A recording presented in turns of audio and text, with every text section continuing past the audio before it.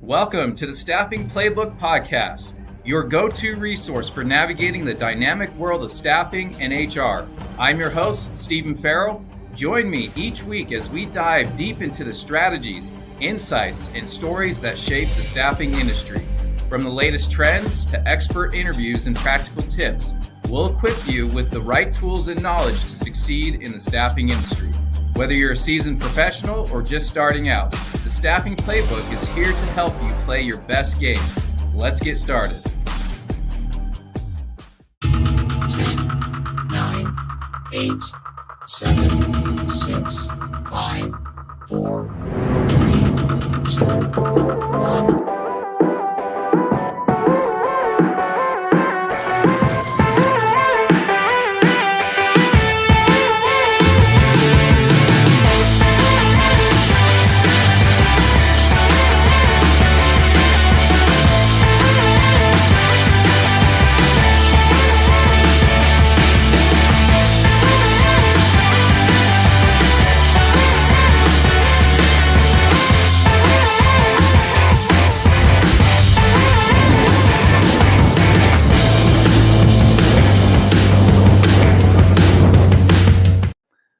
Welcome to episode 6 of the Staffing Playbook podcast. I'm your host, Stephen Farrell. Today's topic is about accountability. Let's talk about accountability.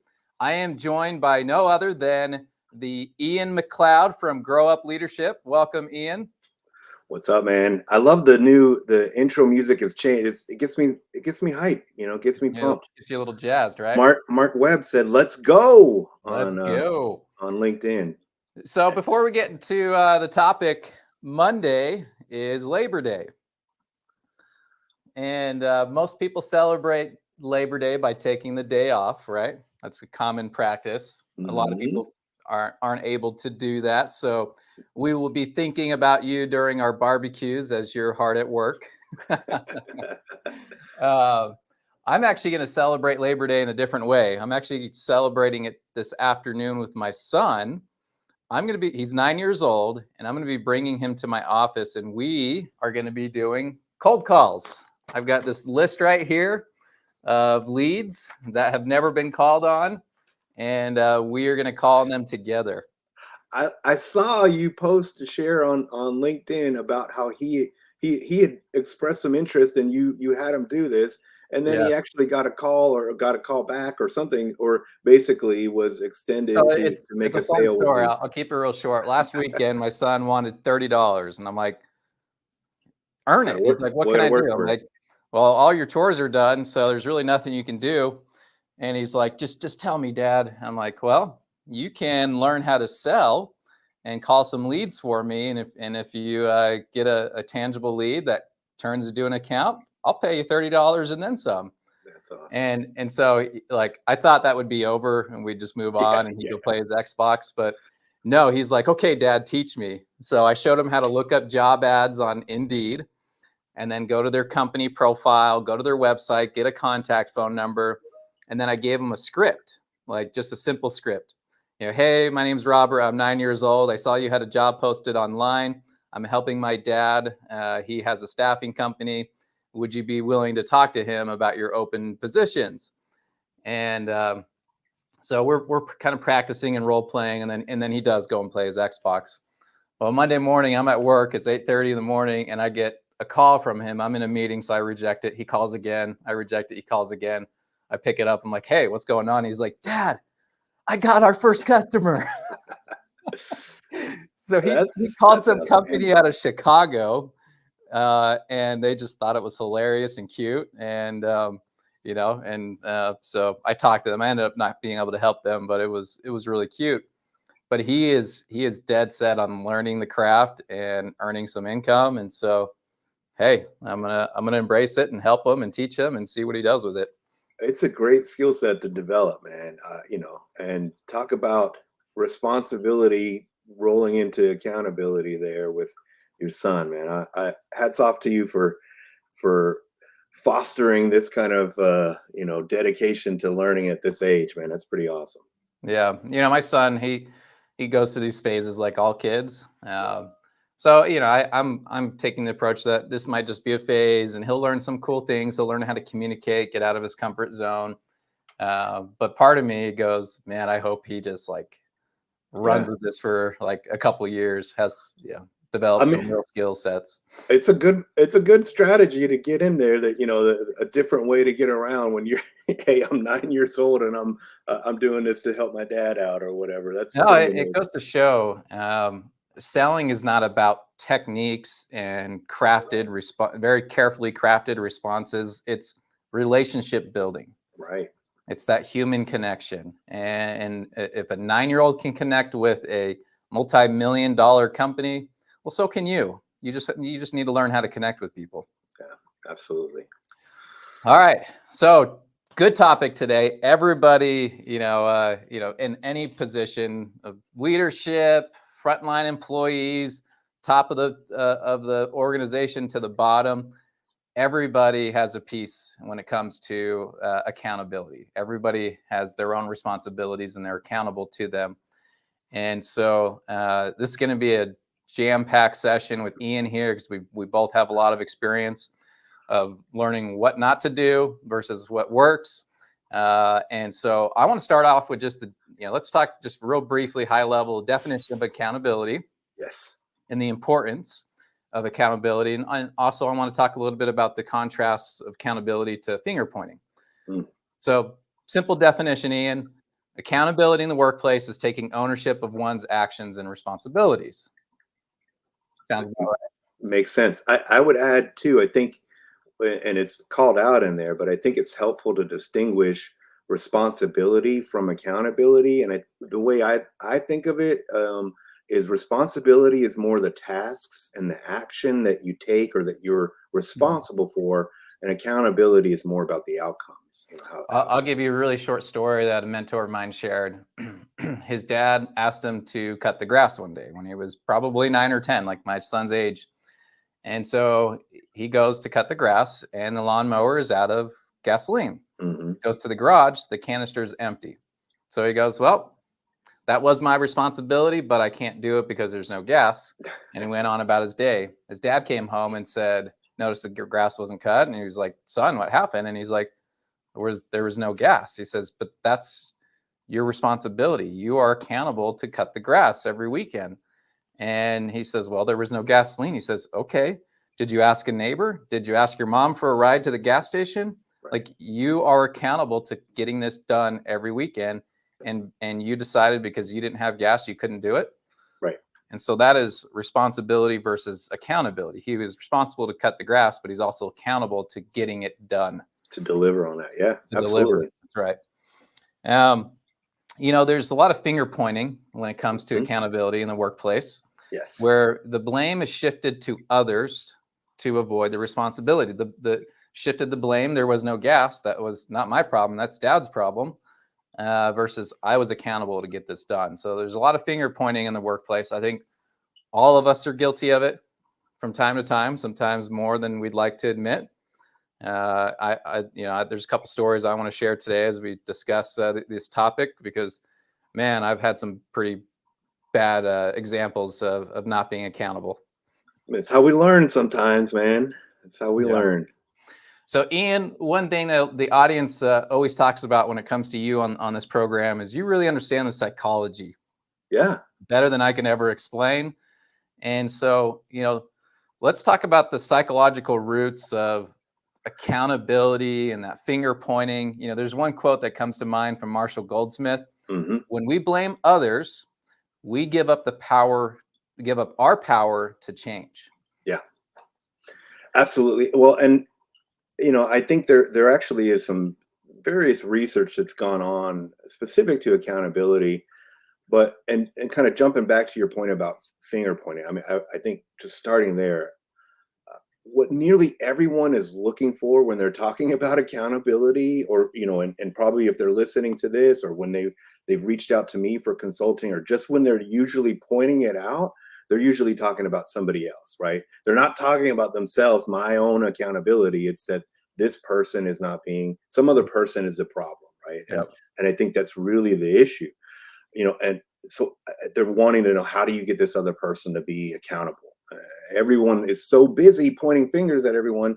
No one asks, how to be more accountable. How do I develop accountability in myself? And I think that's really the problem.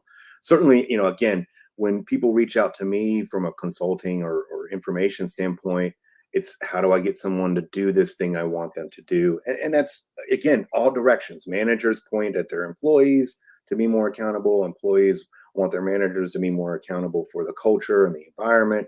Executives point every different direction. Everyone but themselves, generally, and I think that's when you're talking, especially about like leadership. That's what really makes a strong leader, is to be accountable. Yeah. The reality is, especially in a leadership position, and the higher up you go, the more you're accountable for. The reality is those executives are accountable for every layer below them. And the reality is really everyone is accountable for their own success. And there's a great book I'll get into in just a second, but yet kind of go into the something psychologists identify, that I think is from a cognitive standpoint is the main reason we see, accountability concerns. So have you heard of the term, and it's kind of an older term, cognitive dissonance? I have. That's not a term that's often thrown around these days. Yeah. So, and it's a term in psychology where your behavior and your actions are inconsistent with your beliefs and values. So, we have this contradictory beliefs, which actually causes discomfort, right? Like we really cannot live with that. It's very difficult. So people tend to then legitimize or rationalize their decisions. This was actually first developed by Leon Festinger back in 1950s, and then further tested by another famous psychologist named Elliot Aronson. So a lot of testing, gone on. A lot of theories have come out from cognitive dissonance. Essentially, the way. Sorry, go ahead. No, I didn't mean I did mean to interrupt, because I remember you telling me a story a couple of weeks ago about. I think you and I were having this conversation. It might have been somebody else, but it's like when someone is speeding, they're a jerk. They're not conscious of safety. They should go to jail. But when you speed, you have a reason, and it's completely validated. Is that kind of a similar situation in what you're expressing? It's similar. There's a different term for that, but they all kind of, certainly in the brain, it all kind of ties together. Cognitive dissonance is a little bit different, and you can it gets applied to a lot of different theories and concepts. And essentially, again, there's discomfort when your actions are one thing and your beliefs are another, and they conflict or they're inconsistent. And so you have this discomfort. So then you again have to kind of justify the kind of example that Elliot Aronson gives. If you can imagine, there's like a triangle, person standing on the triangle, right? They have, the one he talks about is there's a decision of the student whether or not to cheat on a test, right? If you decide to cheat, then you're gonna you'll slide down either one side of this kind of triangle, and this is where you end up, and this is where you will basically justify going forward. This is how you're going to think, right? And it goes either way, right? So if you decide to cheat, you're going to justify it in some way. Well, this test wasn't really a big deal, and I cheated so that I could get into, pass this class, so I can get into this college, Right. so I can become a doctor and help people, right? And Yep. save the world. So they come to some justification. If I decide not to cheat, it's because I'm a good person and cheating's wrong. And even though I, sacrificed this possibility of me becoming a doctor or whatever, I have justified my actions based on the fact that I'm a good person. So it's kind of, once you go that direction, then you justify it. And I think really that's what's happening, is that, so when I don't do this thing, right? If I don't do whatever I'm supposed to do, or if I don't if I don't go get the gasoline, I'm going to justify my actions instead of having this conflicting.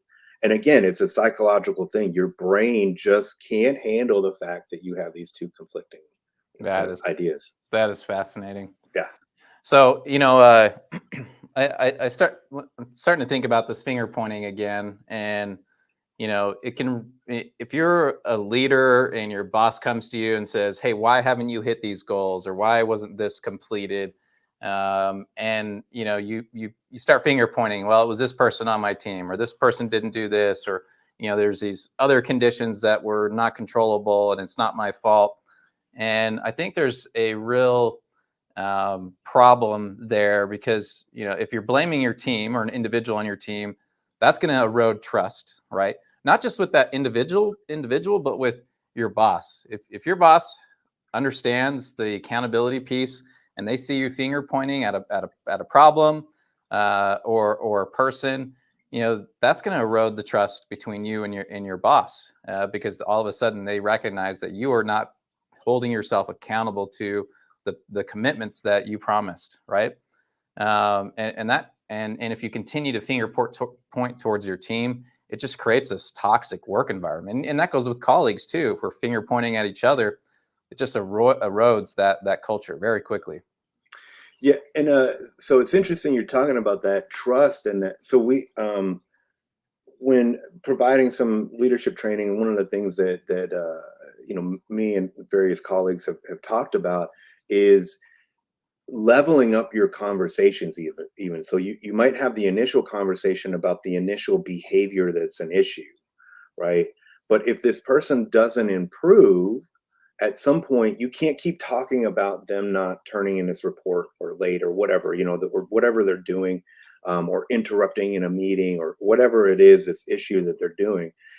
You then need to level up your conversation. So your conversation, when you are meeting with them again, is more about on the terms of trust, and that I've talked to you multiple times about this. This is still becoming an issue.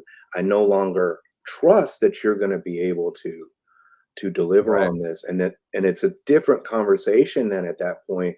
And I think it's important for leaders, when they are having feedback conversations, to make sure that they are changing their conversation depending on what really is the issue. And trust, I wouldn't put that in the first or second conversation. But if you're continually talking to somebody about their performance and they're not improving, that's when you start bringing in terms like trust Yeah, it's and like, if you're leading a team, your team has individual responsibilities to the commitments that they've committed to make, right? And Mhm. as a leader of that team, you're accountable to their commitments getting done, right? And when a team member is falling behind or failing, you're still accountable to that overall commitment of what you've been asked to do as a department leader, or a company leader. Right. And so, yes, the problem might be that individual not getting their work done, or maybe they're not cut out for their role. But your job, you have to hold yourself accountable. We still have to hit this goal, or complete this task. And so, you work with that individual and get them back on track. That's probably the first step. And if that doesn't work, it's okay. The next step is I have to find someone else that can step in and get that done. And there's some other scenarios, but at the end of the day, you're still accountable to the commitments you've made, and your team has individual responsibilities, and you're accountable to ensuring everyone's successful. Yeah, I mean, that's your role as a leader.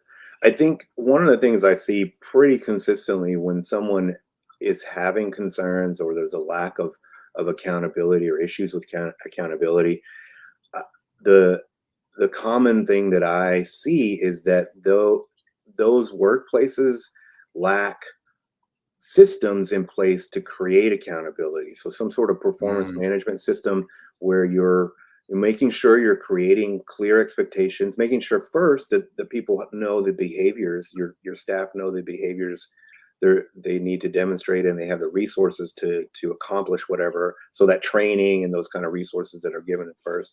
Then making sure to set those clear expectations, having a transparent evaluation process, routinely delivering feedback, and then if someone's not performing, then holding them accountable. And I think oftentimes one of the biggest things that I see when people are saying, well, this person isn't being accountable to their responsibilities, that there's no system in place to make sure that they understand, do they really know what's expected of them, did you just give them a training 3 months ago and, and Right. that's it, right? But you never said, this is what I'm expecting out of you. This is how I'm going to evaluate you. This is how Here's I'm how gonna you're, support you. yeah. And, Yeah. and tell them, look, this is where we need you to be. This is where you're performing at. What are the steps we need to do to get you to be up here? And I think that oftentimes, unfortunately, is missing. And it's work, right? I mean, it's work it's a lot of work for management sometimes to put those things into place. But it's so valuable in creating a structure for people to understand what's expected, and then for you to also, as a manager, to hold them accountable to those things. That's right. And you make a good point. You have to have that structure of accountability. You have to have the systems in place. And not only does that hold that individual accountable to those expectations, but it also holds the leader accountable, right? To ensure those expectations are being met. And if those are not clearly defined, you have no one to blame but yourself. Yeah, absolutely. There's a and I know Cassandra got an awesome um, comment in here. I don't know if you saw that one, It's up on the but screen. yeah, talking about unforeseen. Basically, cheating might offer a shortcut, but it often leads to unforeseen consequences down the road. And I think that's a great point. I mean, you have to to make sure that people know the kind of long term impact of not being responsible. Um, but I do want to say one more thing on the finger pointing yeah, as I point my finger at the screen. This is something a lot of new managers run into, and it's a common mistake. I have made it more times than I want to admit, and that is, let's just say you have someone that you need to write up. Okay, they broke a policy, they didn't do what they said they did, they pencil whipped something. Like, there's a clear reason you've got to write them up, or maybe even let them go. And I remember young in my retail career, I had to let someone go because they were just not, it's called pencil whipping. They were doing an inventory and they're supposed to check that all the equipment's there in the stock room, but they had other tasks to do. So they just checked off that all the equipment was there.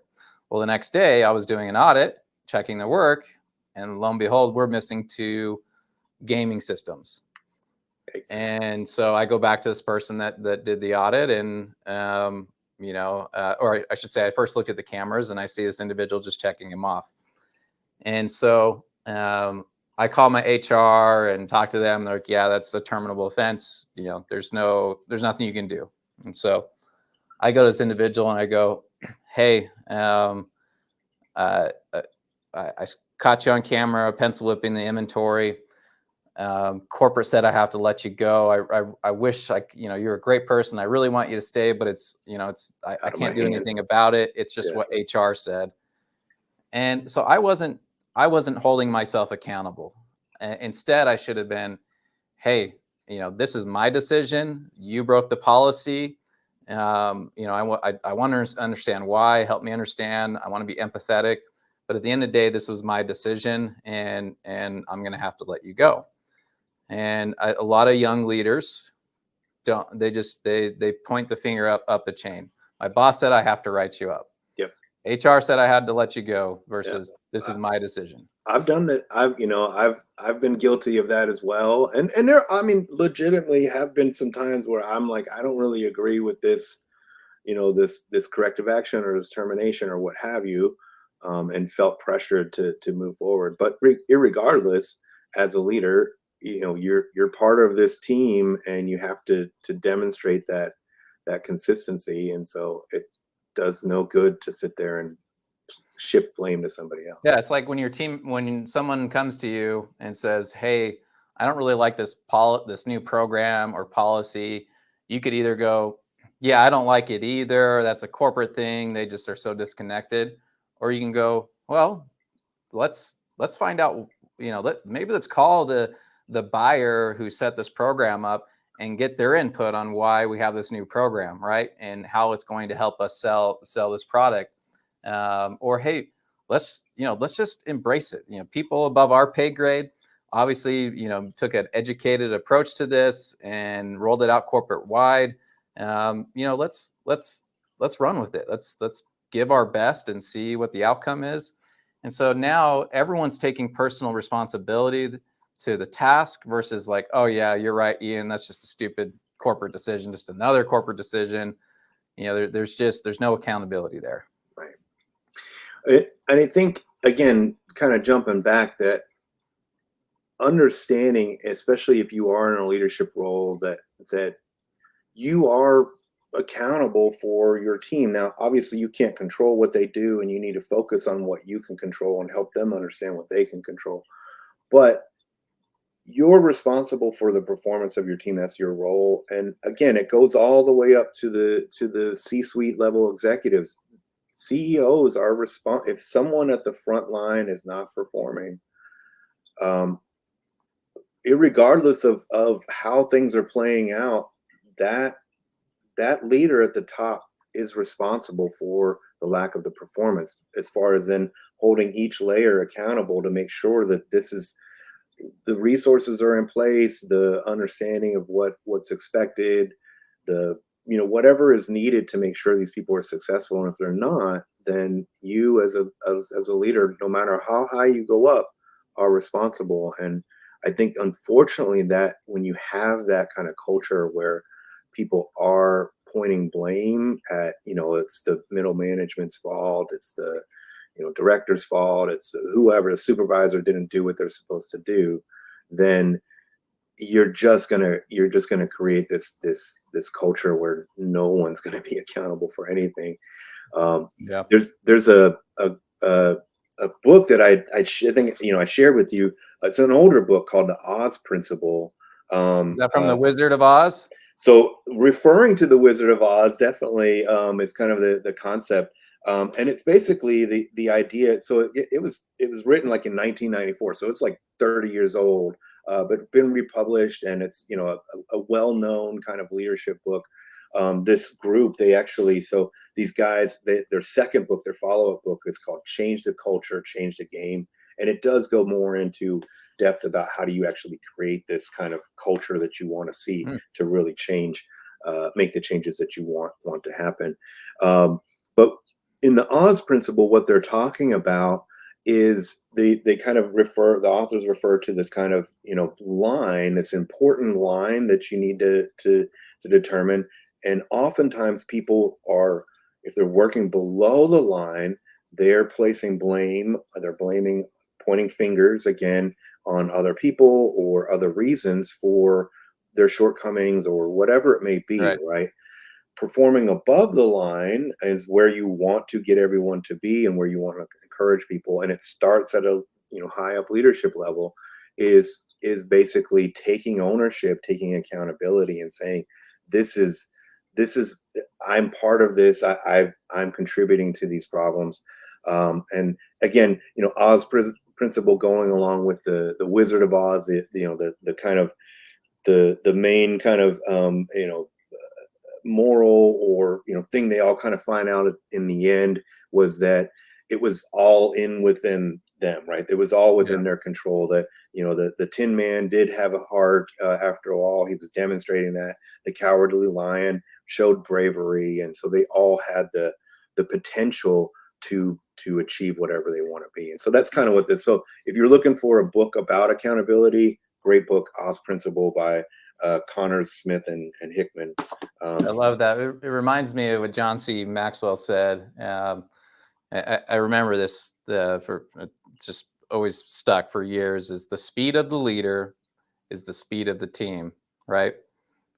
And it's that back to that accountability piece.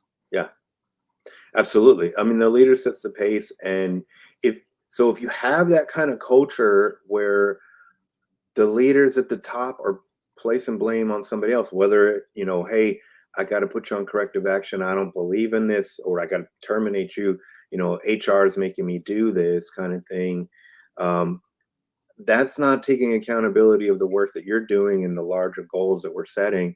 And again, it's just going to breed this kind of culture where then nobody's going to be, if my leaders aren't going to be responsible, what Right. Why would I, as a frontline employee, feel empowered to, or it's Exactly. important to You don't. be accountable? Yeah.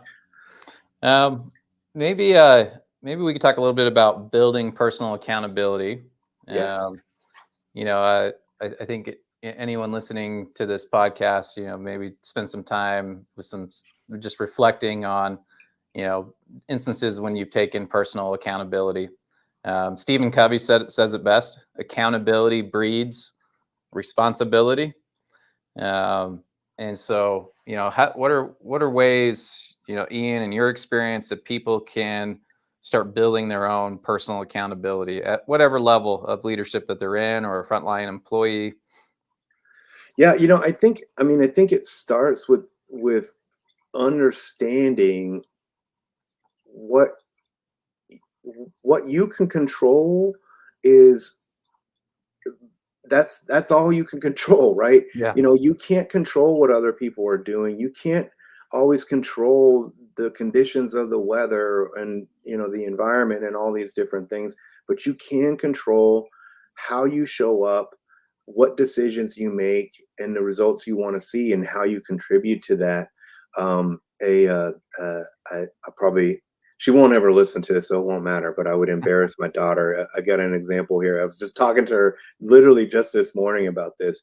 She's back to school. Last week, she got her school ID, and her picture was basically, she wasn't smiling. The person taking the pictures was just kind of an older lady who was just going through the process and then just pushing buttons, and who knows exactly what happened. She didn't get a chance to prepare and smile, so she's got this weird kind of smirk on her face. And I, That'll make was a good class picture. right. So she's not excited about it. Luckily, it's just for her ID. Still, so she doesn't have to show it too often, but she's still embarrassed by it. And I was saying, lesson learned.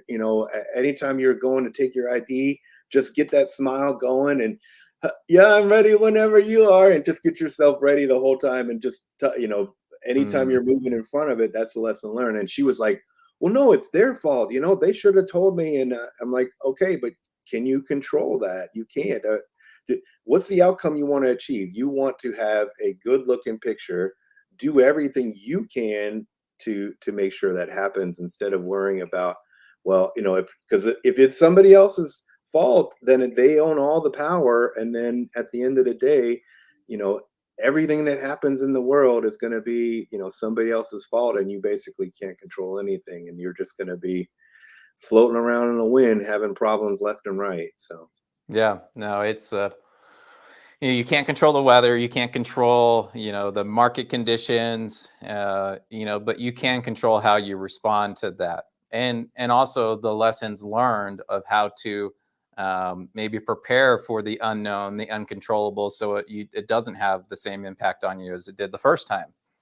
right. Right? Some of the biggest businesses that we know today, that the most successful ones, were the ones that came out of the financial crisis of 2008, 2009. Right. Because they may have learned the lessons with the dot-com boom, or the 2000 recession, and others were riding on the coattails of a really good season and profitability, and just didn't prepare for the worst case scenario, and they went under, right? And they're going to blame the financial crisis. It wasn't their fault, but really they have to take some responsibility and hold themselves accountable. Regardless of the uncontrollables, there are things we can control, and one of those is how we respond to the current crisis and how we prepare for a future crisis. Yeah, it's all learning opportunities, and that's what if you can, again, learn from the mistakes, whether it be your own or someone else's, then you're going to improve your chances of being more successful going forward. And that's really, at the end of the day, people do make mistakes, but it's owning those mistakes, and owning the fact that you can learn from them. And again, I think even from the psychological standpoint, if you can get over your ego and say, you know what, this is actually a great way I can learn, um, you know I can improve, and that be your kind of way to get past this discomfort of having these two different values. Oftentimes, again, the value you have in your brain is, I'm a good employee, I work hard. How dare they hold me accountable? It's not my fault, it's somebody else's fault. You've then just justified, your lack of action or your lack of accountability. Yeah. Something too I missed, and I wanted to point it out because Cassandra made a great point here when she was talking about. I love this, especially when she's talking about free will is a powerful gift, and and I think this is kind of the thing that people oftentimes want to exert autonomy. And I think we've even talked about this with someone in previous conversations. So there is this really powerful drive to be autonomous, and so it's important, but at the same time, she says also it empowers us to choose our path, but it also demands responsibility. So Mm. every choice carries weight, and helping people understand that yes, we want you to be autonomous and be able to make your own decisions, but understand that the decisions you're making actually do impact other people around you, or your goals, or your long-term goals, that kind of stuff too. So as a leader, just helping people understand, instead, and helping them focus on what they can control and the impact or consequences that their actions have, in comparison to, let's just get bogged down in all the other problems that I have no control over and it's everybody else's fault. Yeah. I want to share a good best practice, a technique for those that are interested in building personal accountability. Yeah. One of those is journaling. Take time every day to reflect on the day, what went well, what didn't go so well, what was in your control, what wasn't in your control, and just jot a few notes of how that made you feel. What could you have done differently? What would you like to do in the future? And then another tool is actually seeking feedback from your peers, right? And if people report to you, seek feedback from them, seek feedback from your boss. Those are just really simple conversations that you can have that, when I've had them, they've made a lasting impact. One time I'll share a quick story. I had someone, this was one of those accountability pieces that slapped me in the face, right?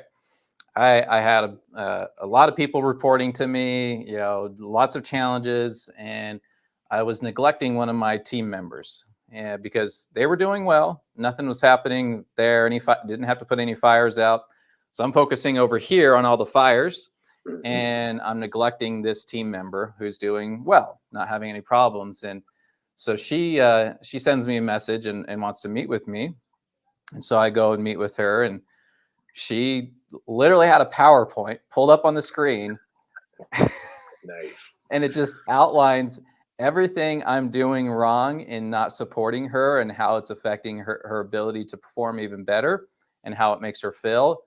And it just, I had no words. It was one of those moments where, what do you say except for, wow, I'm really sorry. And that's what I said. But even further than that, I reflected on that for the next week, and I made a commitment to myself that I'm not going to just focus on the firefighting, but also on my contributing team members that are doing well, making sure that I'm taking care of them and their needs just as much as everybody else. And so that was an instance where I took some personal accountability after it slapped me right in the face Nice.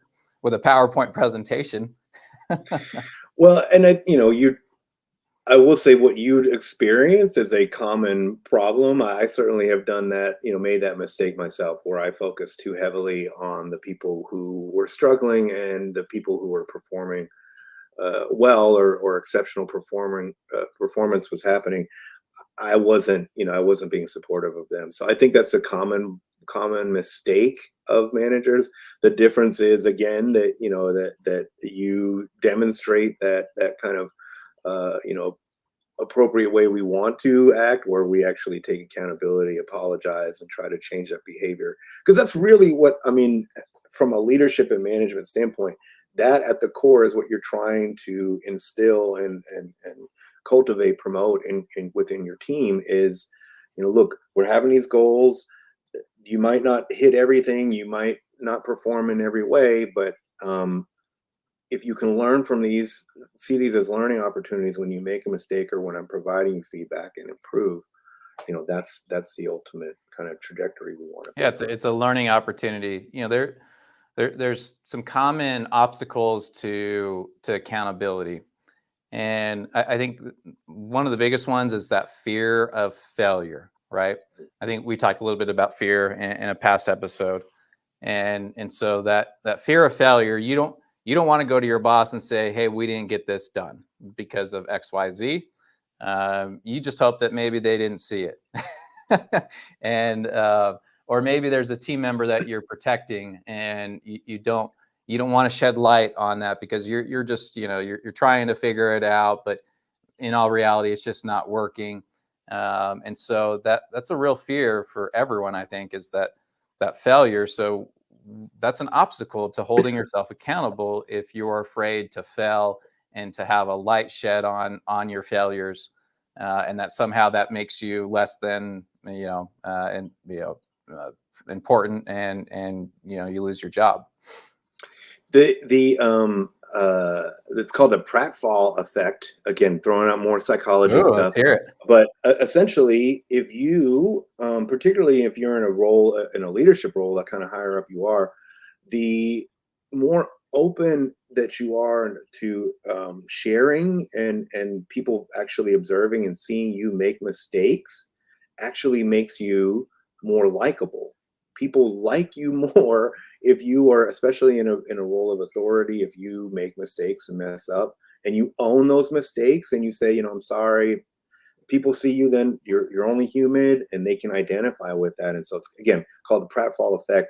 Point is that if you're in a leadership role, it actually is helpful and beneficial to share and identify your mistakes. People will like you more, and they will see that it's not the end of the world if they make a mistake themselves, as long as they're learning from it and growing it and growing from that and moving forward, and using that again as an opportunity to improve. It's so true.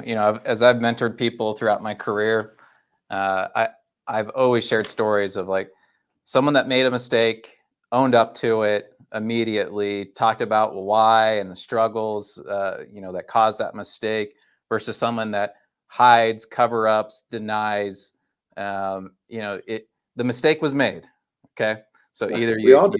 you you own it, you Yep. take responsibility, you hold yourself accountable, and you ask for help and feedback, or the alternative is you cover it up, you deny it, you point blame, and it's very clear as a leader. You can, it's very distinguished between the two, and you, going back to that loss of trust, you immediately lose their trust. Yeah. And so whether you're a leader or just an individual contributor, the best thing you can do to hold yourself accountable is to take responsibility. When you make a mistake, own it and ask for feedback, and move on. And your boss is going to respect you for that. And they're going to be they're in your corner. Like you just mentioned, it's like now they're rooting for you. They have a lot more empathy. And Yeah, now they want to go above and beyond to help you succeed. absolutely. I mean, and the reality is, you can fret over it however much you want or feel bad about it. You can't change the past. You can only move forward. You're in the present, and you can only do what you need to do to improve the future. So there's no point in sitting there dwelling on the past, because you can't change it. Yeah. Well, before we recap these final points, any other thoughts on accountability, Ian? So I will say too, you had mentioned something, and it came back to mind what it was, when you're talking about the in a previous conversation I think this was where we were talking about difficult conversations or something like that, maybe. And the fundamental attribution error is when you basically, like, if I'm speeding, and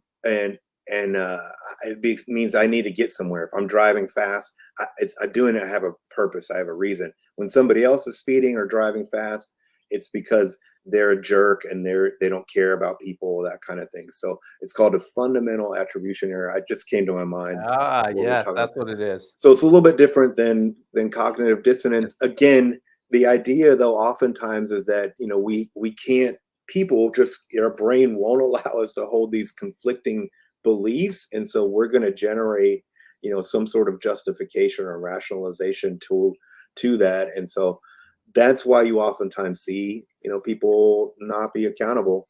I know we talked about this again, but as far as recaps go, I think, you definitely hit on some great points as far as personal accountability. If somebody as a leader is asking, okay, but how do I get my team to be accountable? I would encourage you first to make sure that you're looking at your systems that are in place. Do you have a system to make sure that they know what's expected of them, and you're evaluating that routinely, and you're providing that feedback routinely about their performance within that? So this is where I expect you to be, this is where you are, or maybe this is where you are, or whatever it may be. But if you're down below, how do we get you there? And if then they're not reaching those goals, eventually it's up to you as a leader to be accountable, to hold this other person accountable, right? This employee accountable. So that would be my suggestion in terms of how do you create accountability within a workplace. Yeah, I really like that. And on a personal side, for personal accountability, try to remove that fear of failure. Yeah. You have to fail forward, right? Absolutely. And your colleagues, your boss, your mentors, they're all going to be rooting for your success if you are holding yourself accountable, right? Whether you're succeeding or failing, if you hold yourself accountable, everyone's going to be, behind you, celebrating, helping you get to where you need to be. And so, yes, there are some bad bosses out there that may not respond in kind, but that just tell you, again, you take responsibility for that and go, okay, maybe I need to go and work for another company. I want to leave you with a quote from Winston Churchill. Nice. The price of greatness is responsibility. And so hold yourself responsible, be responsible for yourself, and hold yourself accountable.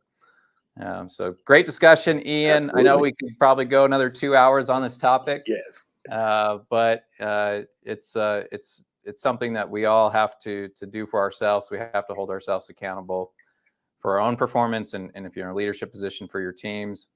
And well, thanks to Mark and Cassandra and Liz and Reed for participating in the comments there, and anybody else. I appreciate everybody participating and listening in. All right. Well, thanks for tuning in to episode 6 of the Staffing Playbook podcast. We'll see you next Friday, and we'll end with this really hilarious and fun video. Here we go.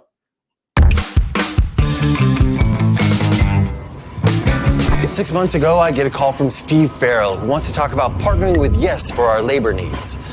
It would change your approach to staffing. Change my approach to staffing? We're short on employees. Again. So we're going to have to shut down a line. Sorry. I told him I've already used multiple agencies and have had headaches with each one. So my approach to staffing is just fine. With multiple agencies, we thought we had our staffing needs covered. I had negotiated a super low rate to save on labor costs. And I could pursue my passions outside of work because I never had to stay overtime due to turnover, productivity, or training issues. The agency sent quality people. Well, they sent people. Sometimes. My love of language and lexicon languished. I negotiated a super low rate. Hey, the agency employees didn't show up, so we're short on staff again. Dang it. Bupkis. Curses. Fetch. Hey, an agency sent an employee. Do you have production experience? I've produced YouTube videos. I'm hungry. When's my first break? This is not sustainable. If you want happy customers and a healthy business, something's gotta change. So yes, we tried Yes. Yes focuses on finding the right people for the right job. Turnover is down, productivity is up. Yes trains or onboards quality employees, ensuring they have the skills or proper work ethic. our company needs to succeed. Thrive. Yes provides us with quality data so we don't have to juggle multiple agencies to fill our needs. They could have doubled our rate. No, they could not have. Okay, maybe not doubled, but Yes's cost was cheaper in the end. They solved our problems, which were way more expensive than a few points on rate. I'm just happy that Yes provides us with good people. Great employees to fill our workflow gaps. And Yes brings them fast. Yes specializes in production, warehouse, manufacturing. And I love that Yes focuses on workplace safety. Yes also offers services like time clock and Payroll services, forklift drivers, pickers, packers, general labor. I like how Yes customizes their screenings to our needs. I love that we've hired many Yes employees as Short-term, direct hire, seasonal work, part-time, full-time, and long-term members of our company. I love partnering with Yes. No more gaps in production, and I can focus on efficiency without stressing about costs or people. Yes really has revolutionized. changed our approach to staffing. Our people are happy. Your customers are happy. And that makes me Delirious. happy. Delighted. Happy. Thrilled. Happy. Cheerful. Gratified. Ecstatic. Happy. He said happy. Sunny. Jovial. Tickled. Pleased. Happy.